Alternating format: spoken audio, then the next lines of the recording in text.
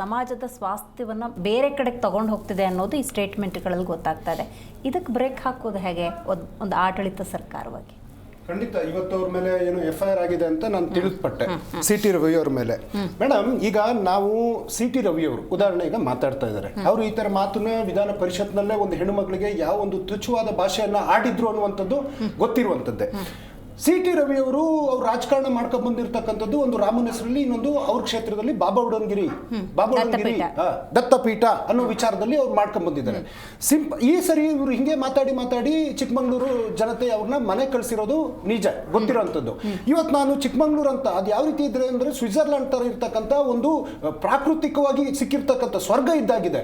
ಅಲ್ಲೊಂದು ನಿಮಗೆ ಒಂದು ಇಂಜಿನಿಯರಿಂಗ್ ಕಾಲೇಜ್ ಗೌರ್ಮೆಂಟು, ಒಂದು ಮೆಡಿಕಲ್ ಕಾಲೇಜು, ಒಂದು ಹೈಟೆಕ್ ಬಸ್ ಸ್ಟ್ಯಾಂಡ್ ಆಗಿರ್ಬೋದು, ಒಂದು ಹೈಟೆಕ್ ಆಸ್ಪತ್ರೆ ಆಗಿರ್ಬೋದು, ಅಥವಾ ದೊಡ್ಡದಾದಂಥ ಫೈರ್ ಇಂಜಿನ್ ಆಫೀಸ್ ಆಗಿರ್ಬೋದು, ಅಥವಾ IB ಆಗಿರ್ಬೋದು ಒಳ್ಳೆ ದೊಡ್ಡದು, ಅಥವಾ ಡಬಲ್ ರೋಡ್ಗಳಾಗಿರ್ಬೋದು.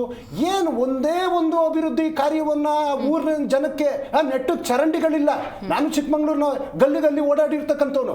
ಆಮೇಲೆ ಇನ್ನೊಂದು CT ರವಿ ಅವ್ರದ್ದು, ಮೇಡಮ್ ಇವ್ರದೆಲ್ಲ ಇಷ್ಟೋ ತನಕ ಹಿಂದೂ ಅಂತೆಲ್ಲ ಹೇಳಿದ್ರಲ್ಲ, ಹಿಂಗಡೆ ಬಾಗಿಲಿಂದ ಮುಸ್ಲಿಮ್ರು ಕಾರ್ಯಕ್ರಮಗಳಿಗೆ ಹೋಗ್ತಾರೆ. ಅದಕ್ಕೆ ಉದಾಹರಣೆ ನನ್ನ ಸ್ನೇಹಿತ ಹುಸೇನ್ ಮದುವೆ ಚಿಕ್ಕಮಂಗ್ಳೂರಲ್ಲಿ ಆಗಿದ್ದು ಇದೇ CT ರವಿಯನ್ನ ಬಂದಿದ್ರು. ಹೊರಗಡೆಯಿಂದ ನೀವು ದ್ವೇಷ ಮಾಡ್ತಿರಲ್ವಾ, ಈ ಕಾಣ್ದಿಲ್ದಂಗೆ ಬಂದ್ಬಿಟ್ಟು ಹೋಗಿರ್ತಾರೆ.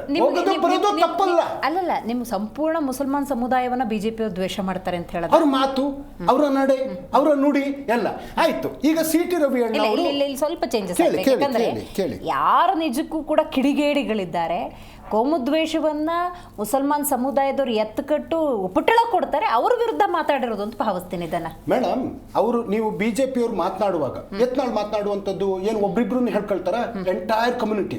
ಪ್ರತಾಪ್ ಸಿಂಹ ಮಾತಾಡ್ಬೇಕಾದ್ರೆ ಒಬ್ರಿಬ್ರು ಮಾತಾಡ್ತಾರ, ಎಂಟೈರ್ ಕಮ್ಯುನಿಟಿ.